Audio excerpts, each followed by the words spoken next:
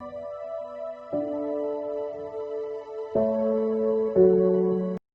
evening, everyone. My name is Mike Meilinger, CPA Advisor to the 1%, and I want to take a little time and tell you something about myself. I want to go way back in history before I was a CPA, before I had these designations, and just talk about what led me to become an accountant, right? So I started right out of high school. I joined the Marine Reserve, and then I went to South Carolina for 2 years, and I actually dropped out of college. I was a business major. I think I had like a 3.3 GPA, and really ran out of money.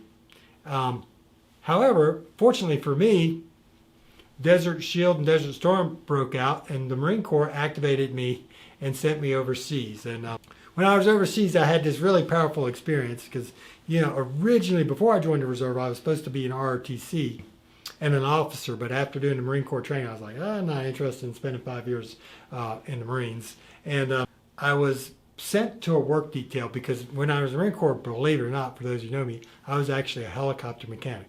And I was a pretty bad mechanic, just to tell you. So I was always volunteering for other things to get out of mechanic work. And I got on a duty, and it was one of those duties. I don't know if y'all have ever seen Platoon, but all of a sudden they broke us up into groups, and I was put in a group of guys who was actually, the term was burn the shitters, right? So we were actually supposed to, luckily for me, I was a corporal, I'll tell you that, but the thing is where there's latrines and there's half barrels, and people use the bathroom in these half barrels, and every week or 2 weeks or so, someone has to pull the half barrel out, have to pour diesel fuel in it and burn it.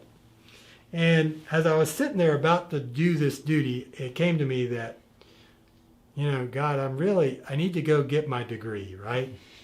I should be an officer right now. I shouldn't be burning the shitter. Luckily, right as I was about to be sent on that, an officer looked at me and said, "Hey, you're a corporal. What are you doing here?" And they sent me to a nice little easy guard detail or something. So I got the blessing, but that changed my life. So when I got back from Saudi Arabia, moved in with my parents, I went to USC Upstate, and I decided to get my degree. Over the summer, the company I would work with, they were very patriotic. They asked me to turn around a store called Dave's Truck Stop in Anderson, South Carolina. So I went there, I was working, and one day, as I was working, I looked at the little credit card. This was when we had to do the little paper thing. There was no computers and stuff. And I noticed the guy worked for the FBI, and I was like, "Hey, dude, that would be cool. How did you get to work for the FBI? I'd like to be an FBI agent." And he said, "Well, what are you majoring in?" I said, "I'm majoring in business." He said, "Well, you're not going to get hired by the FBI with a business major. You're going to have to change your major to accounting." So to make a long story short, changed my major to accounting. And when I was in my first accounting class, I was very blessed. I had a professor. We were USC Upstate. I was sort of a night school. There's about 100 people in the class. And he was talking about, hey, a lot of you guys, unless you have a 3.5, you're not going to get a job. And second is, you should strive for the CPA.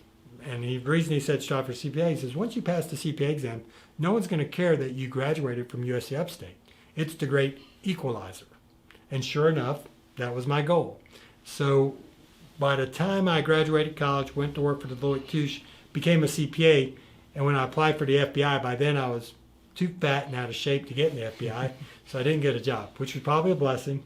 Plus, my attention deficit kicked in a little bit, and you have to be more observant of facts and evidence and stuff like that. So that's how I became a CPA.